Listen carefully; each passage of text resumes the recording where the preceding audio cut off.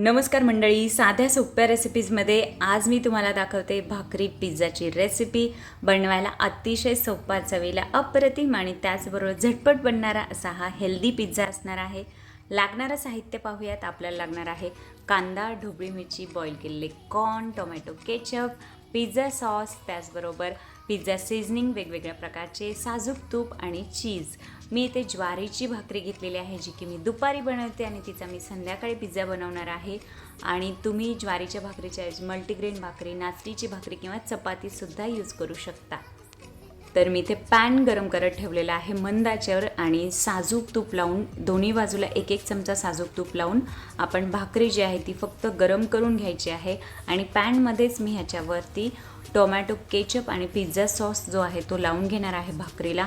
तुमच्याकडे जर pizza sauce नसेल तर तुम्ही स्किप केला तरीसुद्धा चालेल किंवा टोमॅटो सॉस जरी यूज केला तरीसुद्धा चालू शकतं। म्हणजे जे जे साहित्य अवेलेबल आहे घरात त्यापासून हा पिझ्झा तुम्ही बनवू शकता। तर टोमॅटो केचप आणि पिझ्झा सॉस जो आहे तो इव्हनली सगळीकडे स्प्रेड करून घ्या भाकरीवर।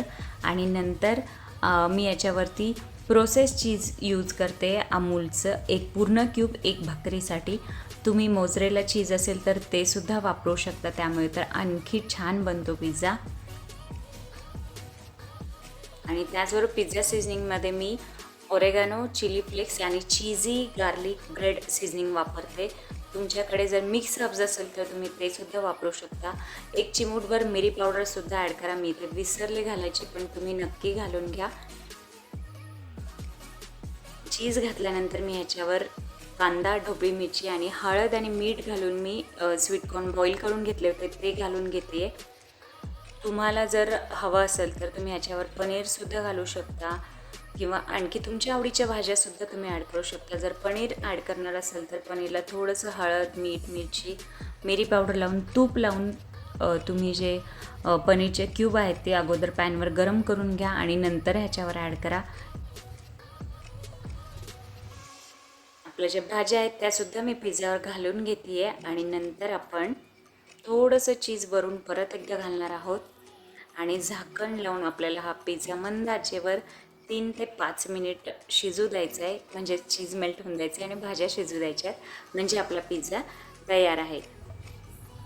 मुलांना जर आपण अशी एक भाकरी किंवा 2 भाकरी खायला दिल्या तर ते खूप कंटाळा करतील खायचं, भाजी भाकरी नको बाबा। पण अशा पिझ्झाच्या रूपाने तुम्ही मुलांना भाकरी आणि भाज्या असं दोन्ही खाऊ घालता आणि ते सुद्धा ते लोक आनंदाने खातील। त्यामुळे नक्की बनवून बघा मंडळी। आणि त्याचबरोबर मी माझ्या चॅनलवर अशाच साध्या सोप्या रेसिपीज अपलोड करते, ज्या की मी माझ्या घरामध्ये माझ्या फॅमिलीसाठी बनवते। त्यामुळे तुम्हीसुद्धा एकदा नक्की ट्राय करा हा पिझ्झा आणि त्याचबरोबर चॅनलला व्हिजिट करा। रेसिपी आवडल्यास व्हिडिओला लाईक करा, शेअर करा आणि माझ्या चॅनलला सबस्क्राईबसुद्धा करा। बेल आयकॉनचं बटन प्रेस करा, जेणेकरून तुम्हाला माझ्या नवनवीन रेसिपीजचे अपडेट येत राहतील। थँक्यू सो मच मंडळी, बाय।